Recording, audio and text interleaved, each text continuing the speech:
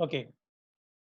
In the name of God, the most merciful and most beneficent, theory of demand and supply will be starting now. Okay.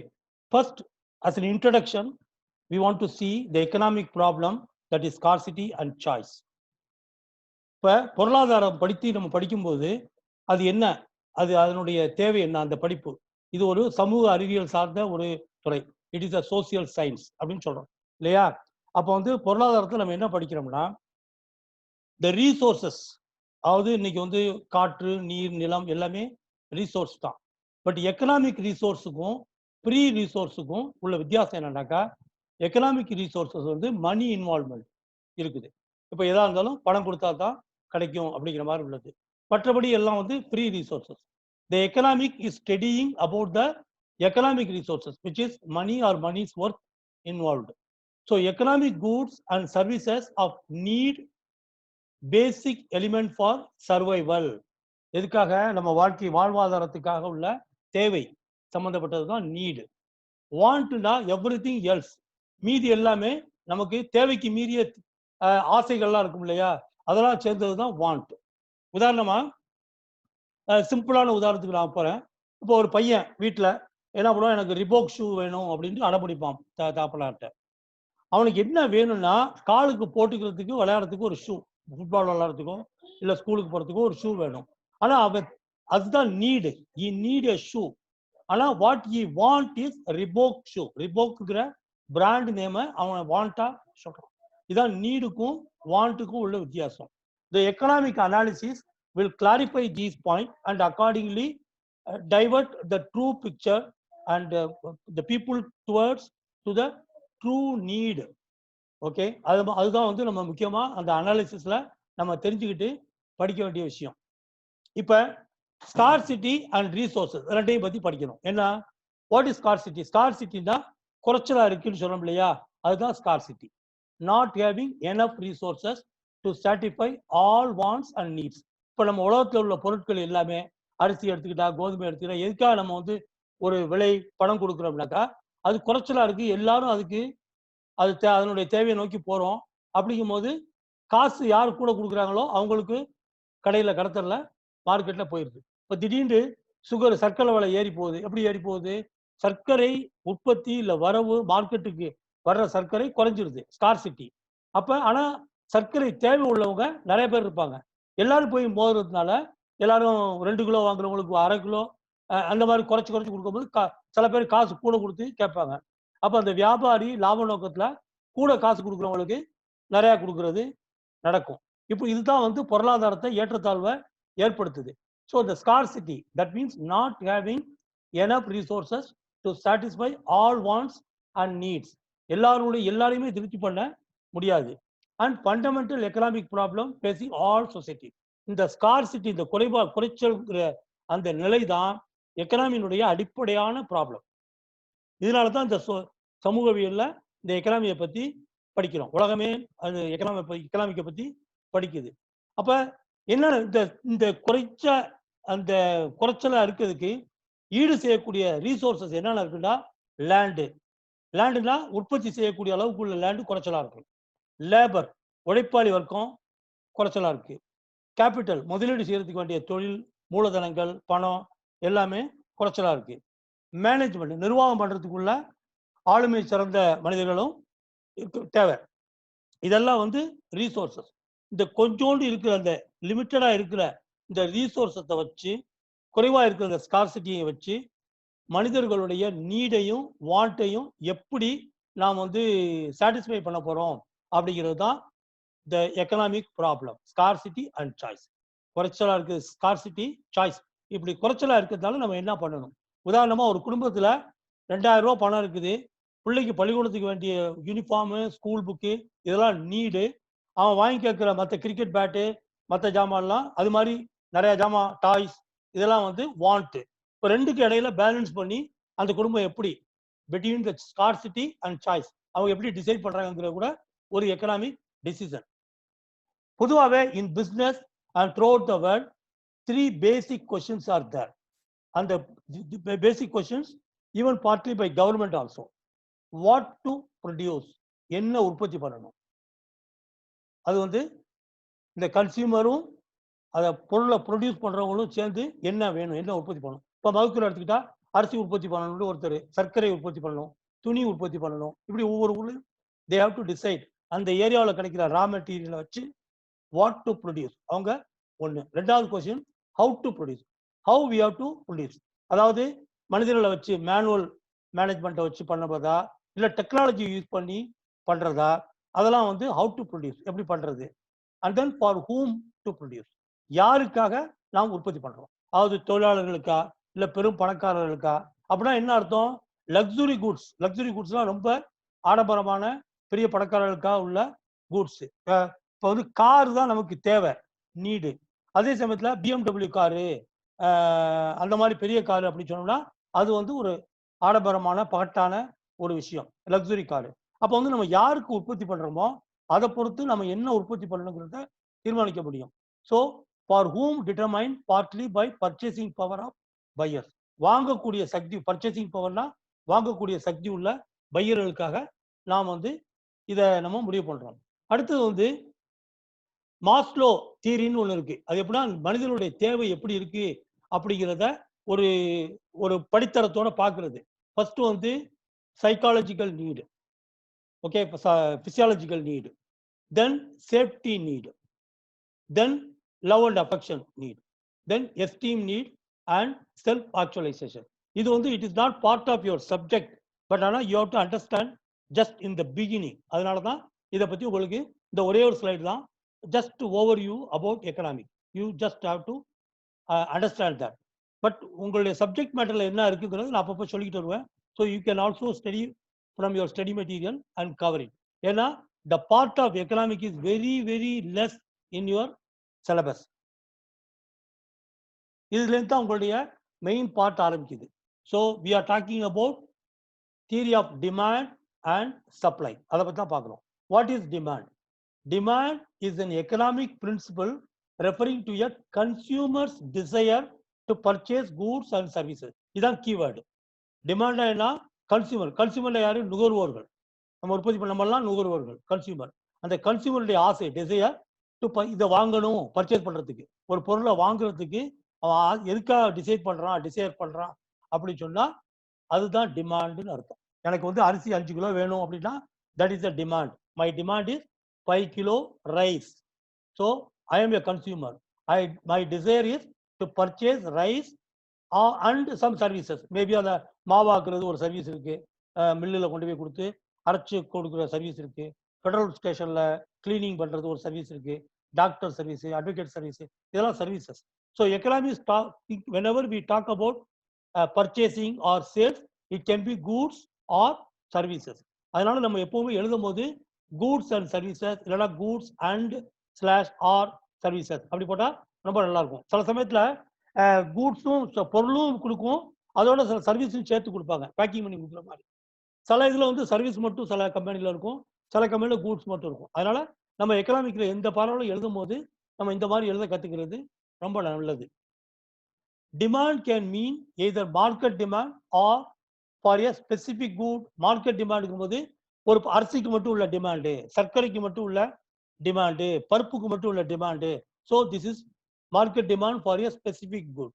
R aggregate demand. அக்ரிகேட்னா மொத்தம், ஒட்டுமொத்த demand, அந்த மார்க்கெட்ல எல்லா பொருள்களுக்கும் உள்ள demand. ஒரு அந்த கம்ப்ளீட் எக்கனாமில தமிழ்நாடு பூரா, இந்தியா பூரா, அதான் ஒரு எக்கனாமின்னு சொல்றது. அந்த இந்தியா உள்ள எக்கனாமிக்கு உள்ள டோட்டல் அக்ரிகேட் டிமாண்ட்னு சொல்றது அது. So these are the basic terms you have to understand. அடுத்தது டிமாண்ட் என்னன்னு பார்த்தோம். இப்போ லா ஆஃப் டிமாண்ட். அப்ப அந்த விதி, டிமாண்ட் பற்றிய எக்கனாமிக்ஸ் கொடுத்த விதி என்ன அப்படிங்கிற பார்ப்போம். It is very simple. முதல்ல நம்ம புரிஞ்சுக்கிற வேண்டிய என்னன்னா, ஃபேக்டர்ஸ் அஃபெக்டிங் டிமாண்ட். ஒரு டிமாண்டை வந்து எதெல்லாம் தீர்மானிக்குது அப்படிங்கிறது நம்ம வந்து தெரியும், நமக்கே தெரியும். அதை நம்ம திரும்ப நினைவுபடுத்திக் கொள்ளலாம். First let us read the law of demand. என்ன சொல்றோம்? According to the law of demand, other things being equal. இந்த அதர் திங்ஸ் பீயிங் ஈக்குவல் அப்படிங்கிறது என்னங்கிறது தான் இந்த ஃபேக்டர்ஸ் அஃபெக்டிங் டிமாண்ட்ல நான் எக்ஸ்பிளைன் பண்ண போறேன். ஸோ இதுல இந்த ஃபேக்டர்ஸ் அஃபெக்டிங் டிமாண்டை பார்த்தீங்கன்னா, ஒரு பொருளுடைய டிமாண்டை தீர்மானிக்கிறது பிரைஸ் தீர்மானிக்கும். 10 ரூபா விற்கும் ஒரு வாழைப்பழம், அப்போ வந்து நம்ம வந்து ஒரு 10 வாழைப்பழம் வாங்கிட்டு போவோம் வீட்டுக்கு. ஒரு வாழைப்பழம் ரூ. 20 சொன்னாக்கா, நம்மள்ட்ட இருக்கிற காசுக்கு நம்ம வந்து 5 போதும். 2 வாழைப்பழம் சாப்பிடுறதுக்கு பதிலா 1 சாப்பிடட்டும் அப்படின்ட்டு அந்த பேரண்ட் வாங்கிட்டு போலாம். அப்ப அந்த பிரைஸ் கூடிருச்சுன்னா, அதனுடைய டிமாண்ட் இருக்குல்ல நமக்கு தேவை. அத நம்ம குறைச்சுக்கிறோம். ஏன்னா, அதே பணத்துல தான் நம்ம செலவு பண்ண முடியும். நம்மளுடைய சம்பளம் பிரைஸ் கூடிட்டதுனால நம்மளுடைய சம்பளம் கூடிராது உடனே. அதுக்கு நாளாகலாம். அதனால நம்ம என்ன பண்றோம், இருக்கிற வருவாய்க்கு தகுந்த மாரி செலவு பண்ணணுங்கும்போது, தேவைய சுருக்கிக்கிட்டு, இல்லன்னு சொன்னா வேற பொருளுக்கு மாறிடுறோம். உதாரணமா வாழைப்பழம், வாழைப்பழத்தோட இன்னொரு பழம் கொய்யாப்பழம் சீப்பா இருந்துச்சுன்னா, இன்னைக்கு வாழைப்பழம் வேணாம், நான் கொய்யாப்பழம் வாங்கிக்கிறேன் அப்படின்ட்டு வாழைப்பழமே வாங்காம போயிடுறோம். ஆக, ஒரு பொருளுடைய பிரைஸ் இன்கிரீஸ் ஆனா, நம்ம என்ன பண்றோம், அதனுடைய டிமாண்ட குறைச்சுக்கிறோம். அதுதான் இந்த லா ஆஃப் டிமாண்ட் சொல்லுது. அதே மாரி ஒரு பொருளுடைய பிரைஸ் குறைஞ்சா, நம்ம டிமாண்ட கூட்டிக்கிறோம். ஆஹா விலை குறைஞ்சிருக்கே கொஞ்சம் நிறையா வாங்கிக்கிருவோம். நேத்து வரைக்கும் 10 பழம் வாங்கிட்டு இருந்தோம். விலை ஏறுனோனயும் 5 பழம் வாங்க ஆரம்பிச்சோம். இப்ப மறுபடியும் விலை வந்து ரூ. 10 வந்துருச்சு ஒரு பழம். இப்ப நம்ம மறுபடியும் 10 பழம் வாங்கலாம். இல்ல 15 பழம் வாங்கலாம். அப்படின்னு நம்ம தீர்மானிக்கிறோம். அதுதான் முக்கியம். இப்போ வந்து என்னென்ன மாரி காரணங்கள் இந்த ஃபேக்டர்ஸ் அஃபெக்டிங் இந்த டிமாண்ட வந்து எதெல்லாம் தீர்மானிக்குது? ஒண்ணு பிரைஸ். இப்ப நம்ம பார்த்தோம் இல்லையா? அதே மாரி பிரைஸ் ஆஃப் சப்ஸ்டிட்யூட் ப்ராடக்ட்ஸ். உதாரணமா வாழைப்பழத்துக்கு பதிலா கொய்யாப்பழம். ஆப்பிள் பழத்துக்கு பதிலா இன்னொரு பழம். இந்த மாரி ஒரு பச்சை ஆப்பிள். எது விலை குறைச்சிருக்கோ, இல்ல கூட இருக்கோ, அதுக்கு தகுந்த மாரி நம்ம மாறிக்கிறோம். அந்த சப்ஸ்டிட்யூட் இது இல்லன்னா இன்னொன்னு. அதுல விலை வித்தியாசம் இருந்துச்சுன்னா, நம்ம அதுக்கு தகுந்த மாரி மாறக்கூடிய ஒரு வாய்ப்பு. அடுத்தது பிரைஸஸ் ஆஃப் காம்ப்ளிமென்ட் ப்ராடக்ட்ஸ். ஒன்றோடைய காம்ப்ளிமென்ட்டா உள்ள இன்னொரு ப்ராடக்ட்ட நம்ம வாங்கணுங்கும்போது, அதனுடைய கட்டாயமா வாங்க வேண்டியிருக்கும். அந்த மாரி சில விஷயங்கள். அப்புறம் வந்து கன்சியூமர்ஸ் இன்கம். இப்ப வாங்குற கன்சியூமர் இருக்காங்கல்ல நுகர்வோர்கள். அவர்களுடைய சேலரி வந்து அ ரூ. 20,000 சம்பளம் வாங்கிட்டு இருந்தவருக்கு ரூ. 40,000 வந்துருச்சுன்னா, அதுவரைக்கும் வீட்டுக்கு வந்து அ இப்ப புழுங்கல் அரிசியில அரிசி வாங்கி குடுத்து சமைச்சுக்கிட்டு இருப்பாங்க. இப்போ திடீர்னு வருமானம் தான் கூடிருச்சே, பிள்ளைங்க வந்து பச்சை அரிசி, கிச்சடி சம்பா அரிசி, இல்ல பாசுமதி ரைஸ் வாங்கி சாப்பிடுறதுக்கு அவரு ரைஸ மாத்துவாரு. வாரத்துக்கு 1 நாள் மட்டன் வாங்கிட்டு இருந்தவங்க, வாரத்துக்கு 2 நாள் வாங்கலாம். இல்ல மாசத்துக்கு 3 வேள, 4 வேள மட்டும் 2 வேள மட்டும் மட்டன் வாங்கிட்டு இருந்தவங்க, வாரத்துக்கு 1 வேள கண்டிப்பா மட்டன் வாங்க ஆரம்பிக்கலாம். ஆக இன்கம் கூட கூட அவங்களுடைய டிமாண்ட் கூடுறதுக்கு வாய்ப்பு இருக்கு. இன்கம் குறைஞ்சிருச்சுன்னா வேலை போயி, ஏதாவது குறைஞ்சிருச்சுன்னா டிமாண்ட் குறைய ஆரம்பிக்குது. இதெல்லாம் வந்து there are various factors affecting the demand. இதுல வந்து அந்த பிக்சர் போட்டு நான் காமிச்சிருக்கேன். Taste and fashion. திடீர்னு இப்போ செல்போன்லாம் பார்த்தீங்கன்னாக்கா, திடீர்னு டேஸ்ட் மாறிடும். டச் வந்தோனயும் பழைய சிஸ்டம் பூரா ஃபேஷன் மாறிருச்சு. அதனுடைய டிமாண்ட் குறைஞ்சிருச்சு. சுத்தமா விக்கவே இல்ல. புது ஃபேஷனுக்கு போயிருது. இப்படி ஃபேஷன் மாற மாற புடவையில, துணிமணிகள்ல ஒரு ஃபேஷன் மாற மாற டக்குன்னு பழசெல்லாம் அப்படியே விக்காம போயிரும். டிமாண்ட் குறையும். அதத்தான் இந்த லா ஆஃப் டிமாண்ட்ல என்ன சொன்னான்னா, ஒரு தியரி நான் தர்றேன். பிரைஸ் அண்ட் டிமாண்டுக்கும் உள்ள ரிலேஷன்ஷிப் வித்தியாசத்தை மட்டும் தான் இந்த தியரியில நான் சொல்றேன். அதனால மற்ற ஃபேக்டர்லாம் மாறவே இல்லைன்னு நீ அனுமானித்துக்கொள். So that is what he is saying. Assuming that other things being equal. இல்லைன்னா அதர் திங்ஸ் ரிமைன் சேம். அப்படி இருக்குது. சப்ஸ்டியூட் புதுசா ஒண்ணும் வந்துடல. ஃபேஷன் ஒண்ணும் மாறிடல. Consumer income கூடிரல. இப்படிலாம் இருந்தா பிரைஸ் மட்டுமே டிமாண்டை தீர்மானிக்கும். அதுதான் இந்த தத்துவம். இந்த லா ஆஃப் டிமாண்ட் சொல்லுது. மற்ற விஷயங்கள்ல மாற்றம் இல்லாட்டி பிரைஸ் மட்டுமே இந்த விலையை இது டிமாண்டை கூட்டுறதையும் குறைக்கிறதையும் தீர்மானிக்கும். அது எப்படி தீர்மானிக்குங்கிறத அந்த ரூல்ஸை இங்க சொல்றான். If price of a commodity falls, ஃபால்ஸ்னா கீழே உழுவுறது. பிரைஸ் குறைஞ்சிச்சுன்னா, if price of a commodity falls, the quantity demanded of it will rise. விலை குறைஞ்சிச்சுன்னா குவான்டிட்டி கூடும். அதை வந்து இன்வர்ஸ் ரிலேஷன்ஷிப்னு சொல்லுவோம். நம்ம பார்ப்போம் பிற்பாடு. இந்த பக்கத்துல ஒரு டயக்ராம் போட்டிருக்கோம் இல்லையா, அந்த கிராஃப், இந்த கிராஃபிக்கல் ரெப்ரசன்டேஷன். வெர்டிகல் லைன்ல பிரைஸ் இருக்கு. இந்த ஹரிசான்டல் லைன்ல குவான்டிட்டி டிமாண்டட், குவான்டிட்டி இருக்குது. இப்ப பாருங்க, இப்போ ஃபர்ஸ்ட் பாத்தீங்கன்னாக்கா 10, அதாவது பிரைஸ் வந்து ஒரு ரூ. 5 இருக்கும்போது 10 குவான்டிட்டி 10 யூனிட் டிமாண்ட் வாங்கியிருக்கான். சடக்குன்னு 4 பிரைஸ் வந்து 4ஆ விழுந்துருச்சு குறையும் போது, அப்போ வந்து குவான்டிட்டி வந்து 20 ஆயிருச்சு. 20 வாங்க ஆரம்பிச்சிட்டாங்க. பிரைஸ் 3 ஆகும்போது 30 வாங்க ஆரம்பிச்சிட்டாங்க. பிரைஸ் 2 ஆகும்போது 40 குவான்டிட்டி வாங்க ஆரம்பிச்சிட்டாங்க. பிரைஸ் 1 ஆகும்போது 50 குவான்டிட்டி வாங்க ஆரம்பிச்சிட்டாங்க. அப்ப அந்த ஸ்லோப்பா வருது பார்த்தீங்களா? அப்ப அதான் ஸ்லோப் டவுன்வர்ட். இப்போ பிரைஸ் குறைய குறைய குவான்டிட்டி கூடும். ஹரிசாண்டல் லைன்ல குவான்டிட்டி கூடிக்கிட்டு இருக்கு, வெர்டிகல் லைன்ல பிரைஸ் கீழே விழுந்துகிட்டு இருக்கு. அப்போ பிரைஸ் அதே மாதிரி கூட போக போக குவான்டிட்டி சுருக்கிட்டு வரும். இப்போ பிரைஸ் வந்து 1லேருந்து 2க்கு போனுச்சுன்னா 50 வாங்கிட்டு இருந்தவங்க 40 வாங்க ஆரம்பிச்சிருவாங்க. இது ஒரு உதாரணத்துக்குள்ள கணக்கு.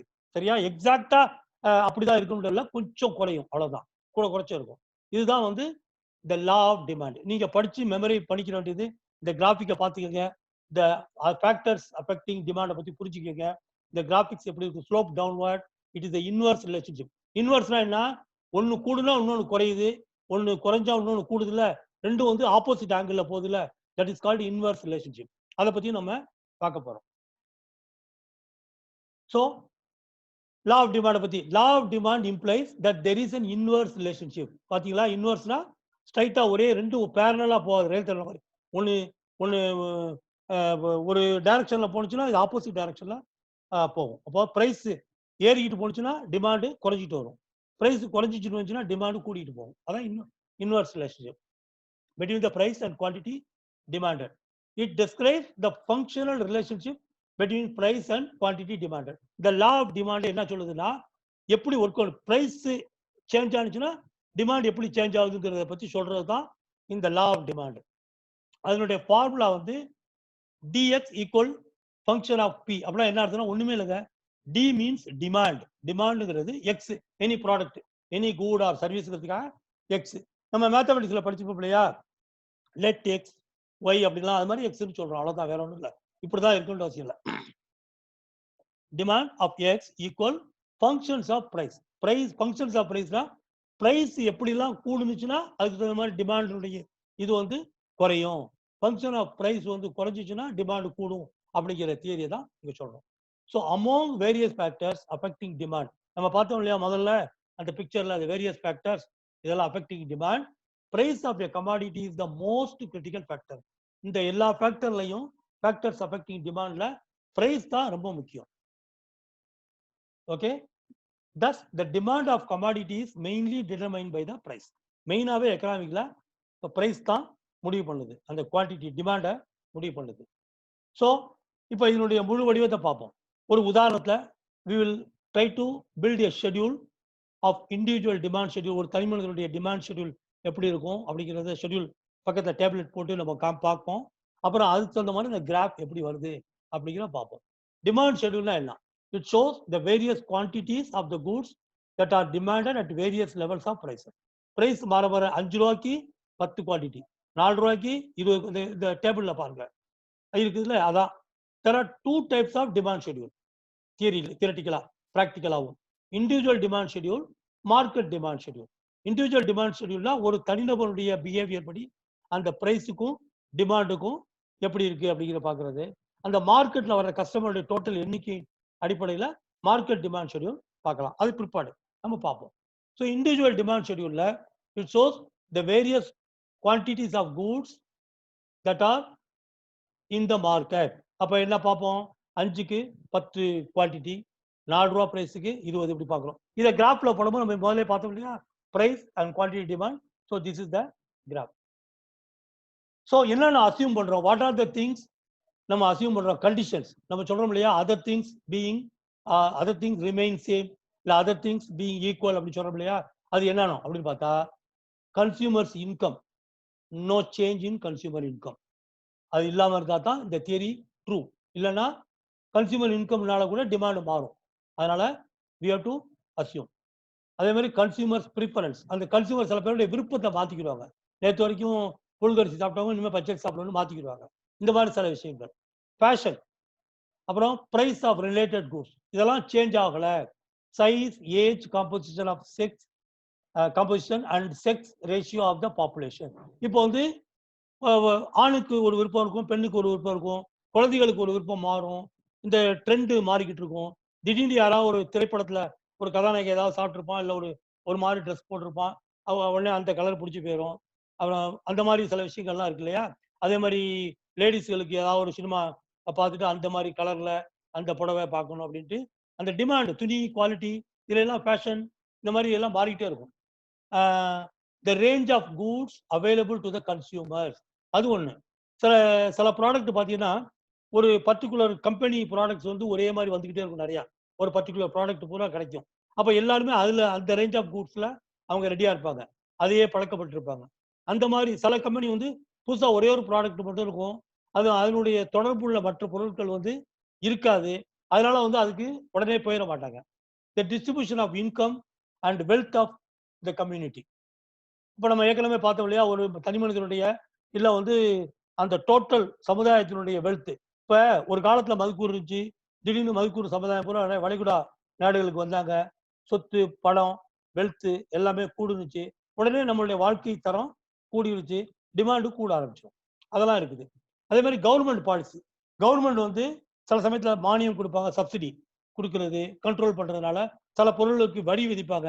அதனால அந்த பொருளுடைய எல்லாரும் விலை கூடிரும், வாங்க மாட்டாங்க டிமாண்டு. இதெல்லாம் இருக்குது. அப்புறம் வெதர் கண்டிஷன். அதுவும் ஒண்ணு இருக்குது. வெதர் கண்டிஷன் வந்து அ நம்ம வாங்குறதுக்கு நம்ம யோசிப்போம். எல்லா பொருளையும் நம்ம வந்து அந்த குளிர்காலத்திலயும் அம் இப்போ உதாரணமா ரொம்ப கடுமையான குளிர் காலத்துல மோரு, தயிரு வாங்க மாட்டோம். அந்த மாரிலாம் இருக்கு. வெயில் காலத்துல அது வாங்குவோம். இந்த மாரிலாம் இருக்கு இல்லையா? அது மாரி விஷயங்கள் இதுல. அப்புறம் ஆல்சோ இதெல்லாம் வந்து we are assuming that there is no change in all these things and we don't expect that future price change or shortages. இப்ப சில பொருள் இருக்கு. ஃபியூச்சர்ல வந்து திடீர்னு விலையெல்லாம் ஏறிடுமா? மார்க்கெட்டுக்கு வராதாம். கொரோனானால கடையெல்லாம் அடைச்சிருவாங்களாம். சப்ளை வராதாம். அப்படிங்கும்போது 1 மாசத்துக்கு நமக்கு சரக்கு வேணுமேன்ட்டு திடீர்னு பார்த்தீங்கன்னா, மதிப்பூர் மார்க்கெட்ல பொருளுக்கு டிமாண்ட் கூடி இருக்கும். இந்த மாரி விஷயங்களும் no expectation of future price change. இல்ல ஷார்டேஜ். இந்த காலத்தால கூட இந்த டிமாண்ட் ஏறும். இதெல்லாம் இல்லாகட்டி தான் பிரைஸ் மட்டுமே தீர்மானிக்குங்கிறது தான் இந்த லா ஆஃப் டிமாண்ட் சொல்ற விஷயங்கள். Exceptions to the law of demand. எதெல்லாம் எக்ஸெப்ஷன்ஸ்? இப்ப நம்ம என்ன சொல்றோம்? லா ஆஃப் டிமாண்ட் என்ன சொல்லுது? when the price change to the change of price, there is an inverse relationship to the demand. If price is rising, demand is declining. If price is reducing or declining, demand is increasing. அதான் நம்ம லா of demand. இதுக்கு இந்த விதிக்கு புறம்பா அதாவது எக்ஸெப்ஷனா விதிவிலக்கா இருக்கக்கூடியது என்னன்னா, ஒண்ணு வந்து ஜிப்பன் கூட்ஸ். என்ன ஜிப்பன் கூட இன்பீரியர் கூட்ஸ்னு அதை சொல்லலாம்.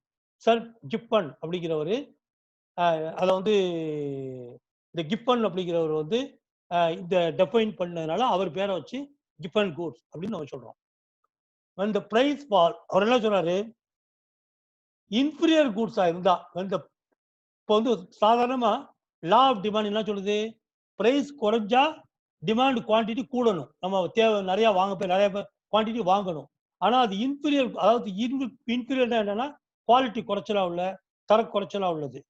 அப்ப அந்த மாதிரி பொருளை வந்து விலை குறையும் போது கூட வாங்குவாங்களா அப்படின்னு கேட்டா இல்ல. என்ன காரணம்? இப்போ வந்து உதாரணமா ஒரு குடும்பம் வந்து அவங்களுடைய பொருளாதார சூழ்நிலை காரணமா கொஞ்சம் தரக்குறைவா உள்ள பொருளா வாங்கி சாப்பிட்டுட்டு இருப்பாங்க. அவங்க வந்து இப்போ உதாரணமா ஒயிட் சுகரு, ப்ரௌன் சுகர் இருக்கு. சர்க்கரை, நாட்டு சர்க்கரை, சுகர் ஜீனி, வெள்ளை ஜீனி. பெரும்பாலும் கொஞ்சம் நல்ல வசதியான குடும்பங்கள்லாம் இந்த வெள்ளை ஜீனியை தான் வாங்குவாங்க. அது வந்து அப்படிதான் அவங்களுக்கு பழக்கம் ஆயிருச்சு. அதுதான் வந்து உயர்வானது அப்படிங்கிற நினப்பு. உண்மை அது கிடையாது. இருந்தாலும் அப்படி இருக்குது அப்படிங்கும்போது நாட்டு சர்க்கரையை மட்டமா தான் நினைப்பாங்க. ஆனா ஒரு காலத்துல ஜீனியினுடைய விலை கூட இருக்கும்போது இந்த நாட்டு சர்க்கரையை தான் மாற்றமா வாங்கிக்கிடுவாங்க. இல்லைன்னா பொருளாதார சூழ்நிலை குறைச்சலா இருக்கவங்க பூரா இந்த நாட்டு சர்க்கரையை வாங்கிட்டு இருப்பாங்க.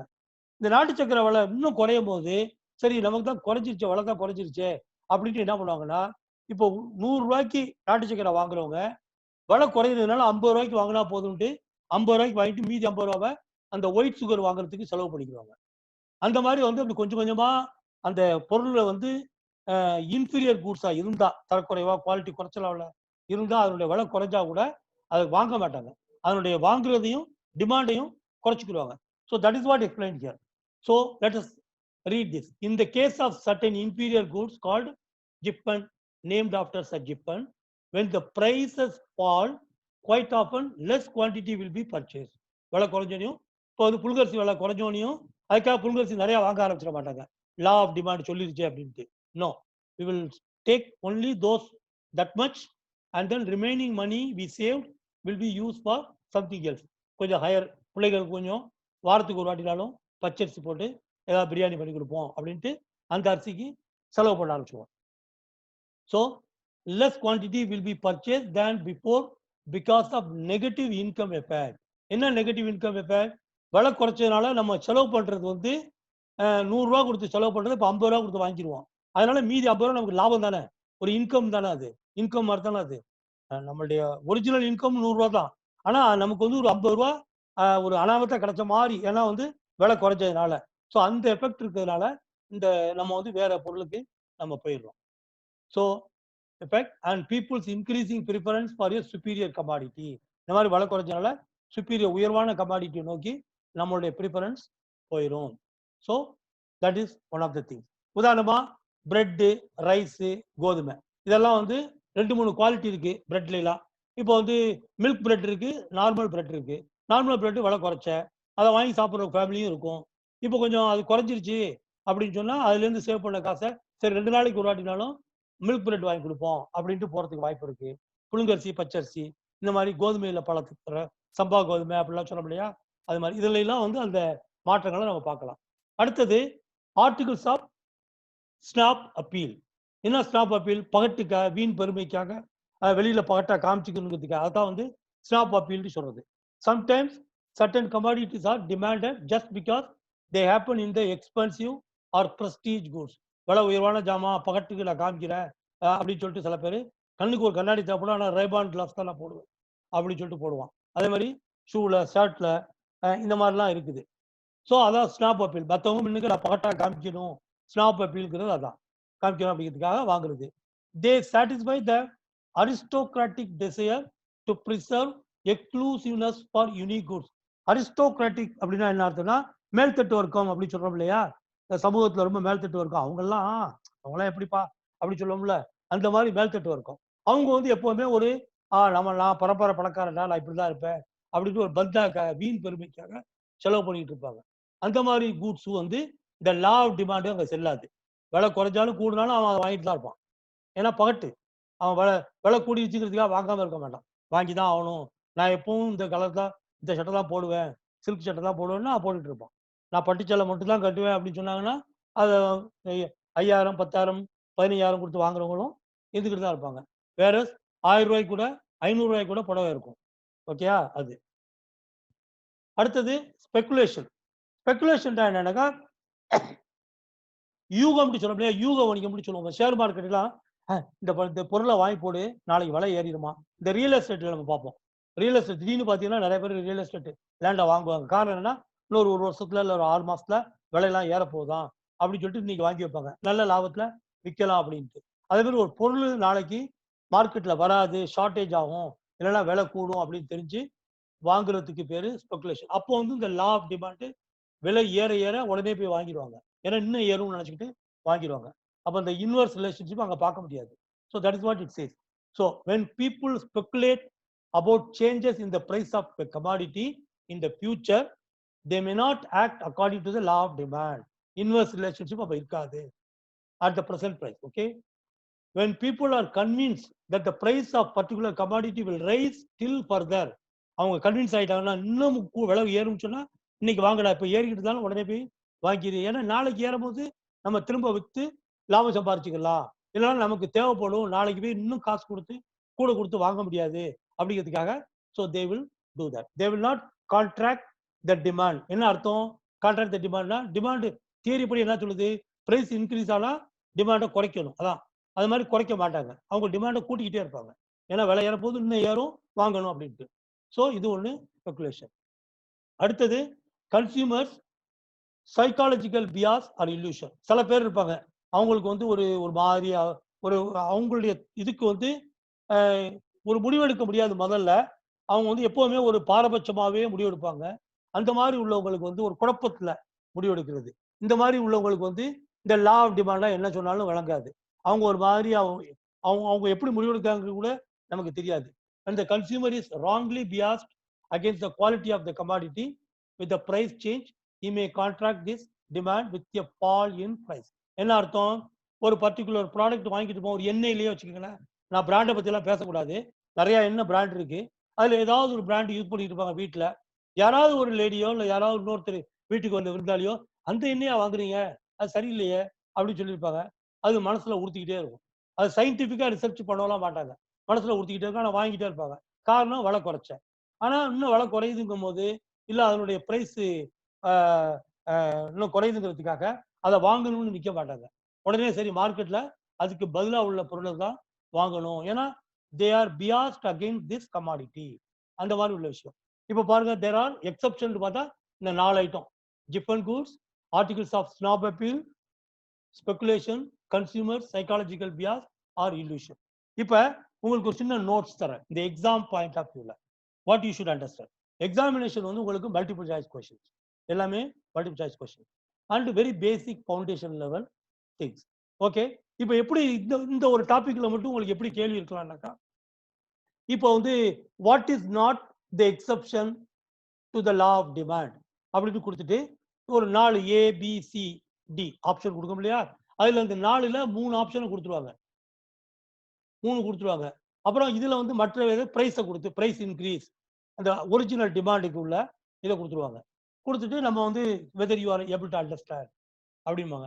இல்லைன்னா டிமாண்டுக்கு உள்ள 3 விஷயங்களை கொடுத்துட்டு எக்ஸப்ஷனல் கேஸ்ல ஏதாவது ஒன்று கொடுத்துட்டு what is the exception to the law of demand அப்படி கேட்பாங்க. இப்போ நீங்க இதை படிச்சிருக்கும் போது when you understand this thing you will be able to do this thing. அதை நீங்க புரிஞ்சுக்கிட்டேன். இந்த அடிப்படையில் தான் நீங்க படிக்கணுங்கிறதுக்காக நான் சொல்றேன். there should be more multiple choice question testing. இந்த சாப்டர் எல்லாமே நான் வந்து என்னுடைய வெப் சிஸ்டத்துல வந்து மல்டிபிள் சாய்ஸ் கொஸ்டின் போட்டிருக்கேன். நீங்க டெஸ்ட் பண்ணலாம். நான் உங்களுக்கு அப்புறமா ஒரு யூசர் ஐடி கொடுப்பேன். நீங்க படிச்சு முடிச்சோன்னு சொன்னதுக்கு பிற்பாடு அப்போ உங்களுக்கு வந்து பரீட்சை மாதிரி எக்ஸாம் மட்டும் நீங்க ஒரு 10-15 வாட்டி மோக் டெஸ்ட் பண்ணலாம். நிறைய டயருக்கு ரொம்ப கொஞ்சம் தான் சிலபஸ், அதனால நீங்க நிறைய படிக்கலாம். ஓகே, அடுத்து let us go for the next one. Meaning of டிமாண்டை பத்தி பார்த்துட்டோம் பேசிக்கா.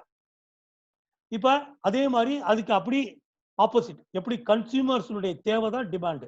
Consumers desire for purchasing goods அதுதான் வந்து டிமாண்ட். இப்போ வந்து ப்ரொடியூசர்ஸுடைய டிசையர் ஃபார் ப்ரொடியூசிங் கூட்ஸ் அதுதான் supply for the price.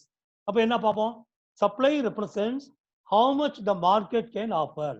Supply எவ்வளவு மார்க்கெட்டுக்கு வந்து அந்த மார்க்கெட்ல இருந்து கன்சியூமர் வாங்க வர்றாங்களே டிமாண்டுக்கு அவங்களுக்கு எவ்வளவு கொடுக்கலாம்.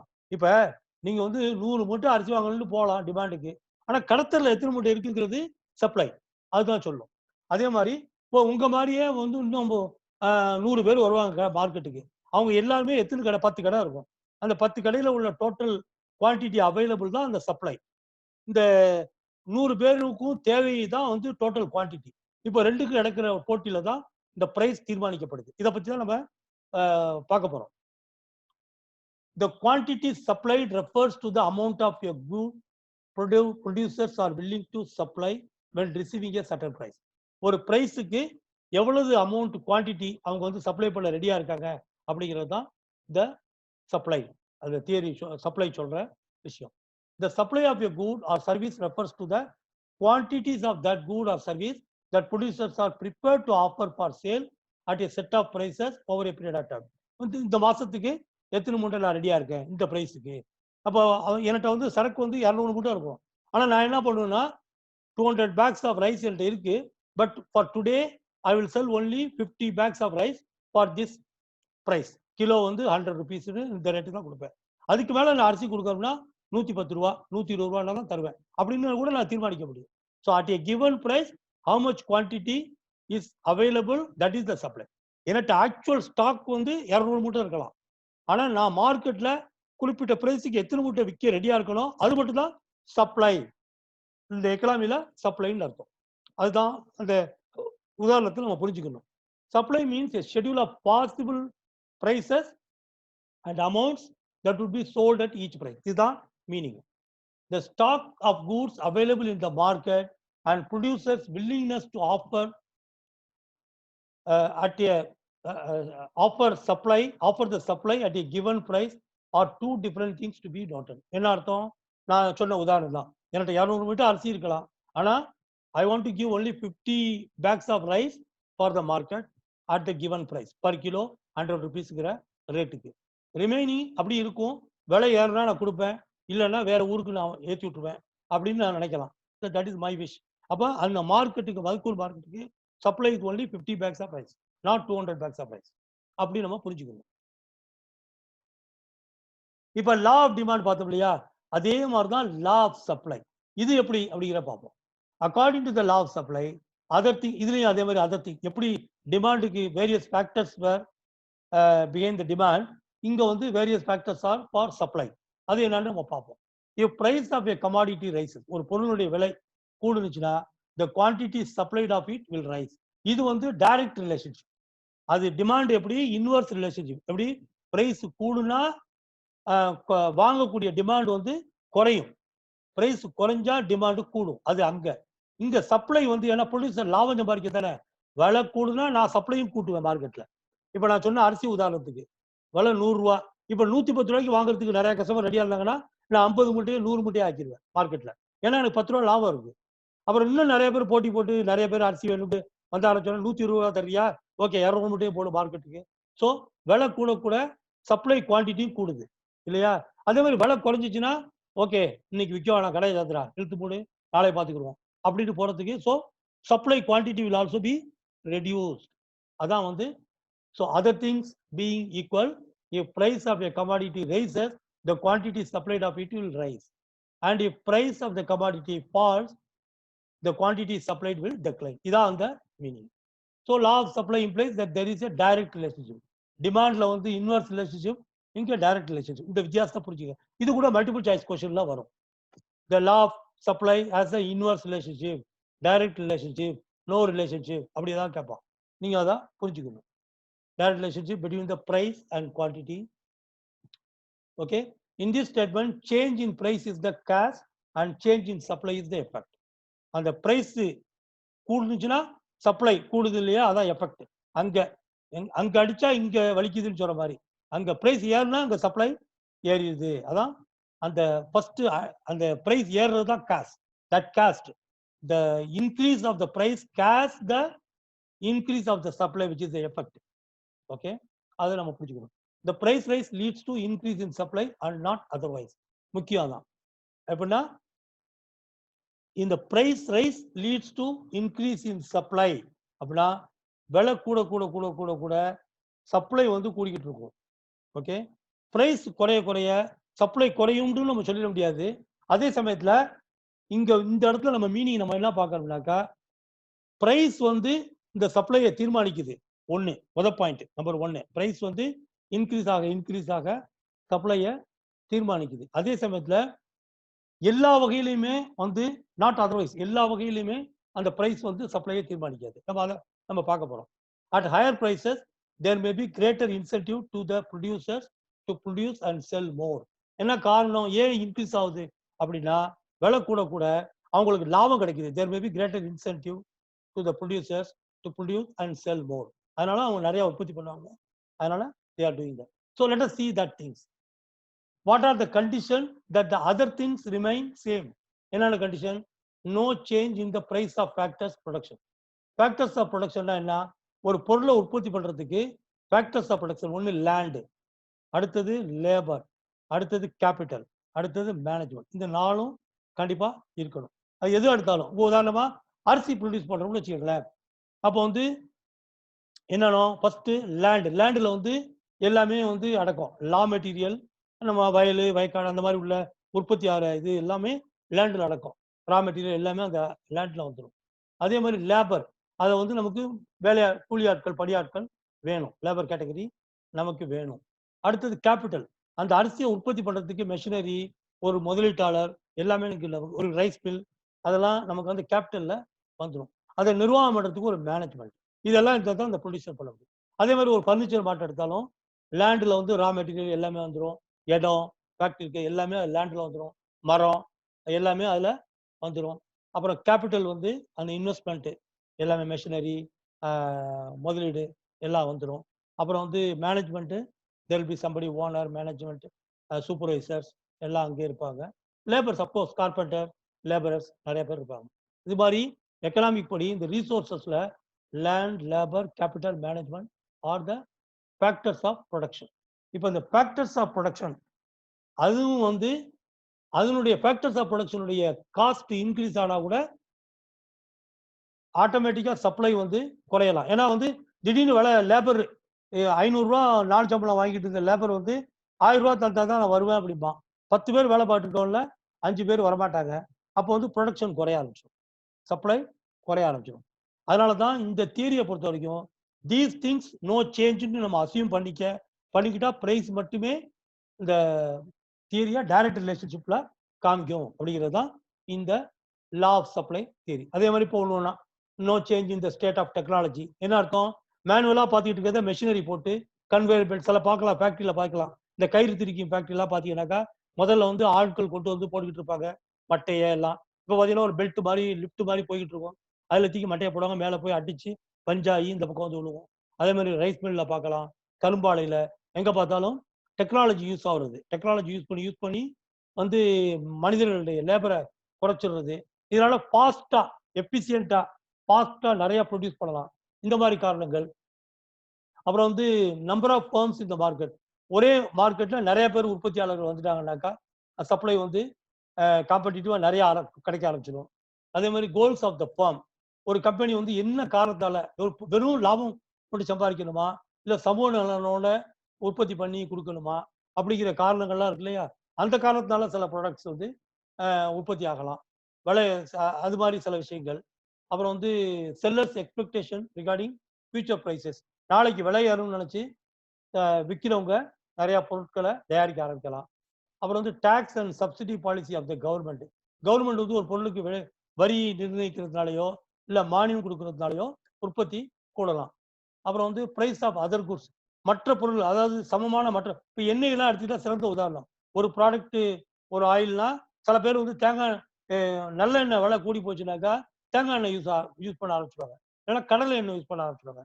இப்படி இந்த ரிலேட்டட் கூட்ஸ் எல்லாம் இருக்கு இல்லையா, அந்த மாதிரி கூட்ஸ் எல்லாம் வந்து கூட ஒரு பொருளுடைய உற்பத்தி சப்ளைல தீர்மானிக்கிறதுக்கு வழி அமைக்கும். அப்புறம் நான் எக்கனாமிக் ஃபேக்டர்ஸ், பொருளாதாரம் சாராத மற்ற காரணங்கள் கூட வந்து இந்த எக்கனாமிக் ஃபேக்டர்ஸை தீர்மானிக்கும். And the law of supply statement is with this assumption: if the price of an item goes up, suppliers will attempt to maximize their profit. அதான் நான் சொன்னது இல்லையா, பிரைஸ் போக போக நம்ம நிறைய லாபம் சம்பாதிக்கணுங்கிறதுக்காக. therefore they will offer more quantity for sale, supply. Okay, இப்போ டிமாண்டும் சப்ளையும் எப்படி இன்டராக்ட் ஆகுது அதை நம்ம பார்ப்போம். என்ன அர்த்தம்? பிரைஸ் வந்து வெர்டிகல் டயக்ராம்ல போடுறோம், குவான்டிட்டி ப்ராடக்ட் டிமாண்ட், அந்த குவான்டிட்டியை வந்து டிமாண்ட் இல்லை சப்ளை ரெண்டும் வந்து ஹாரிசான்டல் ஆக்சில் போடுறோம். ஓகே, இப்போ நம்ம பார்த்தீங்கன்னாக்கா இப்போ டிமாண்ட் கன்சியூமருடைய பாயிண்ட் ஆஃப் வியூவில் இப்போ அனலைஸ் பண்ணுவோம் இதே கிராஃபிக்கை. பிரைஸ் குறைய குறைய முதல்ல $525 இருந்தது, வெர்டிகல்ல மேலே இருந்தது, உச்சத்தில் இருந்தது. அப்போ ரொம்ப குறைச்ச 30 விட குறைச்ச பாயிண்ட்ல தான் நம்மளுடைய கன்சம்ஷன் இருந்துச்சு. இங்க இருக்கு பாருங்க, நம்மளுடைய கன்சம்ஷன் வந்து இங்க இருந்துச்சு. சரியா? இந்த இடத்துல வருது. இந்த பிரைஸ் இருக்கும்போது, இந்த பிரைஸ் இருக்கும்போது கன்சம்ஷன் வந்து இந்த இடத்துல தான் இருக்குது. ஆனா இந்த பிரைஸ் குறைய குறைய குறைய குறைய குறைய இந்த டிமாண்ட் கர்வ் வந்து குவான்டிட்டி கூடிக்கிட்டே இருக்கிறதுனால slope downward, demand curve slope downward. அதே மாதிரி இது வந்து கன்சியூமருடைய பாயிண்ட் ஆஃப் வியூவில் உள்ள கர்வு. அதே மாதிரி பார்த்தீங்கன்னாக்கா அந்த சப்ளையருடைய பாயிண்ட் ஆஃப் வியூவில் பார்த்தீங்கன்னாக்கா சும்மா இருக்கலாம், ஒன்றுமே இல்லாமல் விலை கொஞ்சம் கிடைக்குது அப்படிங்கும்போது 30 குவான்டிட்டி சப்ளை பண்ண ஆரம்பிச்சிடலாம். அடுத்தது 500 போகும்போது 60 குவான்டிட்டி சப்ளை பண்ண ஆரம்பிச்சிடலாம். அதுக்கு மேலே போகும்போது விலை கூட கிடைக்க போகும்போது 90 குவான்டிட்டி சப்ளை பண்ண ஆரம்பிச்சிடும். So it is going upward, slope upward, supply curve slope upward. இந்த ரெண்டும் சந்திக்குது பார்த்தீங்களா? இந்த டிமாண்ட் கர்வும் எக்கனாமிஸ்ட் இதுதான் பியூட்டிஃபுல்லா இந்த தியரியை கொண்டாந்து ரெண்டு பேரும் சந்திக்கிற அந்த சந்தித்த வேலையில தான் அந்த ஈக்குலிபிரியம் சொல்றாங்க. ஈக்குவல் பொசிஷன், அதுதான் ஈக்குலிபிரியம் பிரைஸ். இந்த ரெண்டு பேரும் எந்த சூழல்ல டிமாண்ட் பண்றவனும் இறக்கி வர்றான், மார்க்கெட்ல எது விலை குறைச்சி கிடைக்கும் நம்ம நிறைய வாங்கலான்ட்டு அவன் யோசிச்சுட்டு வர்றான். விற்கிறவன் சப்ளை பண்றவன் எவன் கூட கொடுப்பான், நான் வந்து நிறைய ப்ராடக்ட் கொடுப்பேன்ட்டு இவன் யோசிச்சுட்டு மேலே இறக்கலாம். ரெண்டு பேரும் ஒரு பாயிண்ட்ல கண்டிப்பா சந்திச்சாகணும். ஏன்னா அவன் குவான்டிட்டியை கூட்டிக்கிட்டே வருவான் விலை குறைய குறைய, இவன் குவான்டிட்டியை இவனும் வந்து கூட்டிக்கிட்டே போவான் விலை கூட கூட. ரெண்டு பேரும் ஒரு பர்டிகுலர் பாயிண்ட்ல, இந்த உதாரணத்துல பார்த்தீங்கன்னா $500 இருக்கும்போது சந்திச்சிடுறாங்க, டெகான்னு மீட் பண்ணிக்கிறாங்க. சரி, என்ன சொல்றேன், நீ எங்கே வர்ற, நான் எங்கே வர்றேன் அப்படிங்கும்போது ஓகே, இது இந்த பொசிஷனுக்கு வந்து நான் வந்து $500 இருந்தா 60 குவான்டிட்டி வாங்குறேங்கிறான் கன்சியூமர். சப்ளையர் என்ன சொல்றான், $500 வந்து 60 குவான்டிட்டி நான் விற்க தயாருங்கிறான். பெல் அடிச்சிருச்சு. ஓகே, 2 பேரும் ஒத்துக்கிட்டியே, அப்புறம் என்ன? அந்த இடத்துல அதான் ஈக்குலிபிரியம். 2 பேரும் சமம்.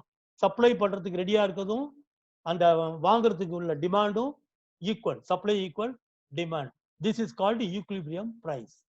இது அல்லாம மேல உள்ள பொசிஷன்ல பாத்தீங்கன்னாக்கா சப்ளை சர்ப்ளஸ். ஏன்னா ஏன் சப்ளை சர்ப்ளஸ்னாக்கா 500க்கு மேல அவன் எதிர்பார்த்துக்கிட்டு போனானாக்கா இந்த டிமாண்டுக்கு உள்ளவன் வந்து 60 தான், அதோட அவன் நிப்பாட்டிக்கிறான். அவன் அதுக்கு மேல போக மாட்டான். அதுக்கு மேல விலை குறைச்சா தான் நான் வாங்குவேங்கிறான். 60 வரைக்கும் தான் 500. அதுக்கு மேல அவன் குவான்டிட்டி 60ல இருந்து 90க்கு போகணும்னா விலை குறைஞ்சிருக்கணும்.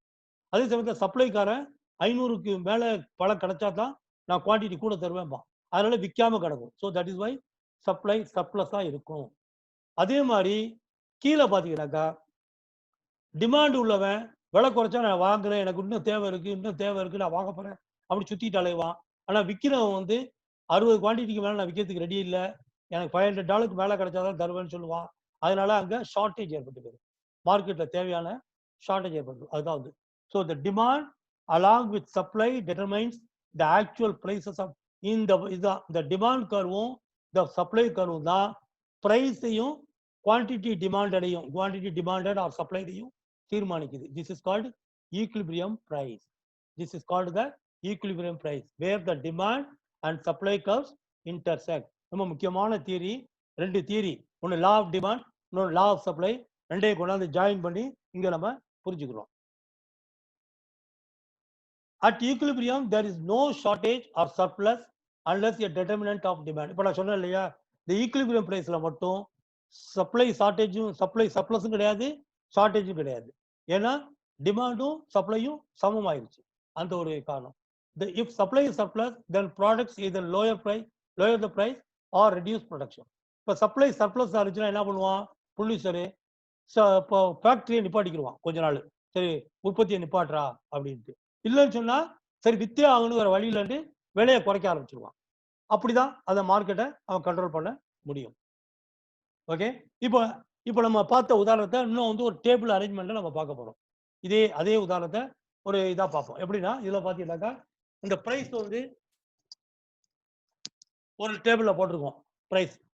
அது குவான்டிட்டி டிமாண்டட். இப்போ வந்து 100 ரூபியா இருந்தா விலை கூடி இருக்கு. இப்போ இந்த டேபிள் படி விலை கூடியிலேருந்து குறைஞ்சிக்கிட்டு வருது வெர்டிகலா.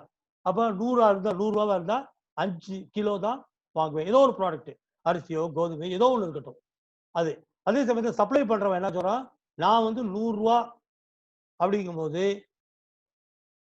50 கிலோ சப்ளை பண்றதுக்கு ரெடியா இருக்கேன் அப்படின்ட்டு அவன் விற்கிறவன் சொல்றான். என்கிட்ட 50 கிலோ அரிசி இருக்கு, ஆனா ஒரு கிலோ வந்து 100 ரூபா. ஆனா வாங்குறவன் என்ன சொல்றான், 100 ரூபாவா இருந்தா 5 கிலோ மட்டும் தான் நான் வாங்குறேன். ஒரு 10 பேர் சேர்ந்து டிமாண்ட் பண்றாங்க. அவங்க வந்து நாங்க 5 கிலோ மட்டும் தான் வாங்குறதுக்கு, 5 பேர் தான், ஆளுக்கு 1 கிலோன்னு 5 பேர் தான் வாங்குறதுக்கு ரெடியா இருக்காங்க. மீதி பேர்லாம் திரும்பி போயிடுறாங்க. அப்போ வந்து மொத்தம் என்ன ஆகுது, குவான்டிட்டி டிமாண்டட் இஸ் 5 கிலோ, வேற சப்ளை ரெடி இஸ் 50 கிலோ. அதனால சர்ப்ளஸ் வந்து 45 கிலோ இருக்கு. அடுத்தது வந்து பிரைஸ் வந்து டக்குன்னு 90 ஆயிடுது, குறைஞ்சிருது. குறைஞ்சி ஆகா விலை குறைஞ்சிருச்சு 12 பேர் ஆயிடுறான். இன்னொரு 7 பேர் சேர்ந்துடுறான். சரி 90 ரூபா தான் நான் வாங்குறதுக்கு ரெடி அப்படின்ட்டு 12 கிலோ இப்போ வாங்குறதுக்கு டிமாண்டு வந்துருச்சு. ஆனா சப்ளையர் என்ன பண்றான், ஆகா விலை குறைஞ்சிருக்கு, சரி நான் 50 கிலோலாம் கொடுக்க மாட்டேன், நான் குறைச்சிக்கிறேன் அப்படின்ட்டு 41 கிலோவா மார்க்கெட்ல குறைச்சிக்கிறேன். சில பேர் நான் இனிமேல் விற்க முடியாது, 50 குறைஞ்சு நான் விற்க மாட்டேன்ட்டு ஒரு பேரு போயிடுறான், கடையை சாத்திட்டு போயிடுறாங்க. இப்போ மார்க்கெட்ல இருக்கிறது 41 கிலோ தான், 12 கிலோ டிமாண்டு தான். அப்ப 29 கிலோ சர்ப்ளஸ் இருக்கு.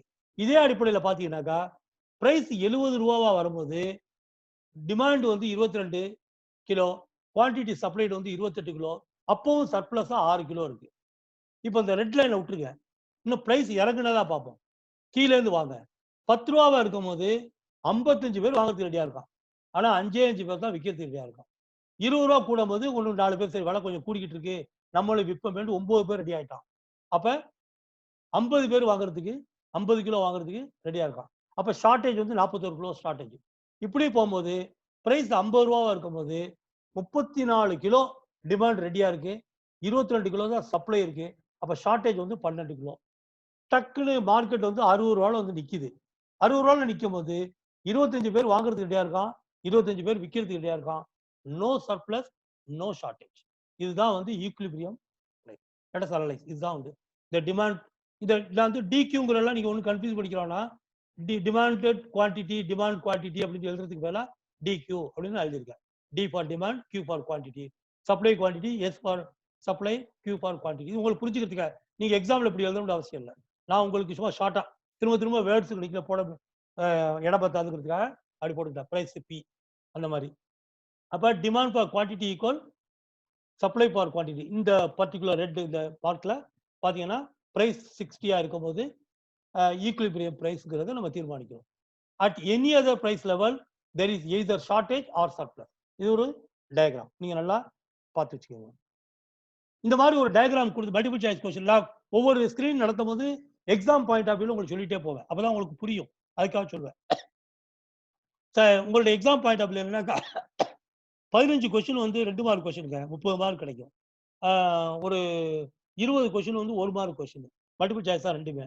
அப்ப இந்த 2 மார்க் கொஸ்டின் ஏன் கொடுக்குறாங்கன்னா அந்த மாதிரி டயத்துல வந்து கொஞ்சம் ஸ்டோரி பெருசா சொல்லி கன்ஃபியூஸ் பண்ணி வாங்கணும். அப்போ அந்த மாதிரி கொஸ்டின்ல பார்த்தீங்கன்னா இந்த மாதிரி ஒரு டேபிளை கொடுத்துட்டு இதில் வந்து ஏதாவது கேட்பான், tell me at price of 40 whether there is a shortage or surplus quantity. அது மல்டிபிள் சாய்ஸ்ல ஒரு ஆப்ஷனாக இருக்கும். நீங்கள் இதை படிச்சுட்டு எப்படி சொல்றீங்க அப்படிங்கிறத பொறுத்து பார்க்கக்கூடிய விஷயமா இருக்கும். ஓகே, இல்லைன்னா at what point the equilibrium price state அப்படின்னு கேட்பான். அப்போ உங்களுக்கு இந்த மாதிரி ரெட்லாம் போட்டு காமிக்க மாட்டான், அந்த படம் மட்டும் தான் இருக்கும். அப்போ வந்து நீங்கள் அதை பார்த்துட்டு எந்த இடத்துல ஷார்டேஜ் சப்ளஸ் இல்லை அப்படின்னு பார்த்துட்டு equal option A, B, C, D இருக்கு இல்லையா, அதில் ஒன்று 40, ஒன்று 60, ஒன்று 80, ஒன்று 100 இருக்கும். நீங்கள் அதை செலக்ட் பண்ணணும் கரெக்டாக. அடுத்தது இப்போ வந்து நம்ம supply, law of demand, law of supply ரெண்டையுமே நம்ம பார்த்துட்டோம். இப்போ வந்து இது வரைக்கும் இப்போ உள்ளதில் உங்களுக்கு எதுவும் கேள்வி இருக்கா? கேன் யூ சுவிட்ச் on the mike and tell me. இல்ல கிளியரா இருக்கு. கிளியரா இருக்கா? நல்லா புரியுதா? புரியுது. Very good. இப்போ வந்து இப்போ can you recall how many minutes you have passed? ஏன்னா வந்து ஒரு 40 மினிட்ஸ்ல ஆட்டோமேட்டிக்கா சிஸ்டம் ஷட் டவுன் ஆயிரும். மறுபடியும் அப்புறம் நம்ம திரும்ப ரீகாம் பண்ணணும், இல்லை நாளைக்கு மீட் பண்ணணும். I don't recall what time we started. 1 hour ஆக போகுது. அப்ப நம்ம ஒன்று செய்வோம், இன்னைக்கு இதை முடிச்சுக்கிட்டு நாளைக்கு கண்டினியூ பண்ணுவோம். Elasticity of demand. சரியா? Okay, thank you.